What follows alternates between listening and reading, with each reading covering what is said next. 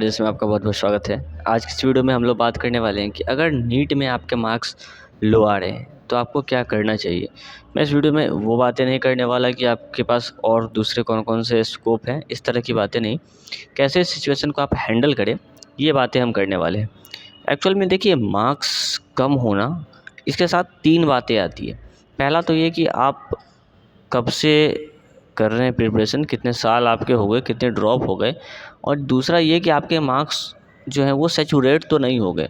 कई बार होता है कि आप प्रिपरेशन करते होते हैं और मान लीजिए आपके मार्क्स आ रहे हैं 530 540 और वहीं सैचुरेशन हो गया। अब आप उस कितना भी ट्राई कर रहे हैं, आपका मार्क्स उससे ऊपर नहीं जा रहा है, सैचुरेशन में चला गया है मार्क्स आपका। ठीक है, ये सारी चीज़ें। तो एक ये पॉइंट हुआ।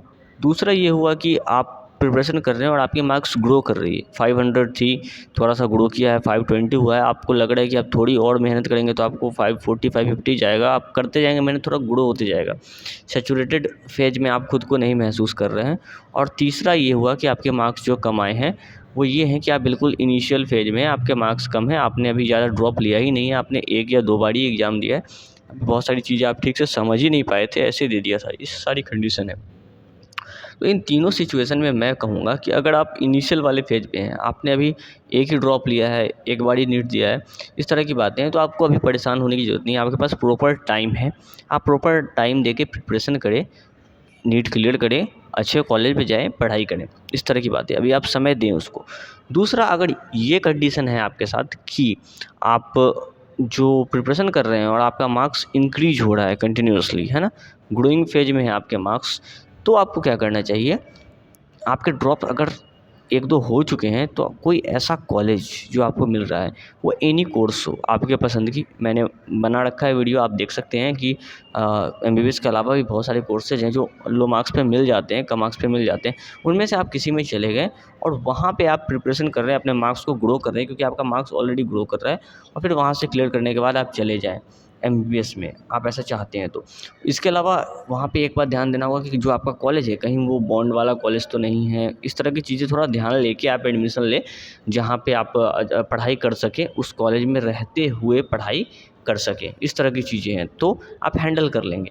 तीसरा है, आपका मार्क्स बिल्कुल सैचुरेशन में चला गया है। अगर मार्क्स सैचुरेशन में चला गया है तो मैं कहूँगा कि आपको एक ऑप्शन है आपके पास कि आप एडमिशन लें और वहाँ पे सिर्फ 1 साल ट्राई करें अपने सैचुरेटेड मार्क्स को अनसैचुरेट करने का।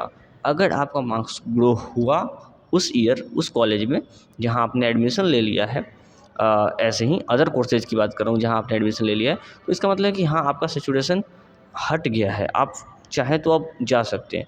आपने 1 साल अच्छे से दिया, वहाँ जाके भी नीट के प्रिपरेशन को दिया और जिस कोर्स में आप थे आपने उसको कम समय दिया, फिर भी आपका मार्क्स ग्रो नहीं हुआ, कम ही आया या उतना ही आया, आप सैचुरेशन से बाहर नहीं निकल पाए, तब आपको उसी कोर्स में मन लगा लेना चाहिए, वहीं अच्छे से पढ़ाई करनी चाहिए। क्योंकि अगर वहाँ पे आप पहले साल तो नीट की तैयारी में बर्बाद कर चुके हैं, उस कोर्स की जिस कोर्स में आप हैं उसके सेकेंड ईयर को भी अगर आप बर्बाद करेंगे, थर्ड ईयर को बर्बाद करेंगे, तो आप हो सकता है नीट भी ना क्लियर करें, हो सकता है क्लियर कर लें, बट अगर आप नहीं करेंगे तो ना तो आप उस कोर्स के रह पाएंगे, ना ही आप नीट क्लियर करके एमबीबीएस में जा पाएंगे।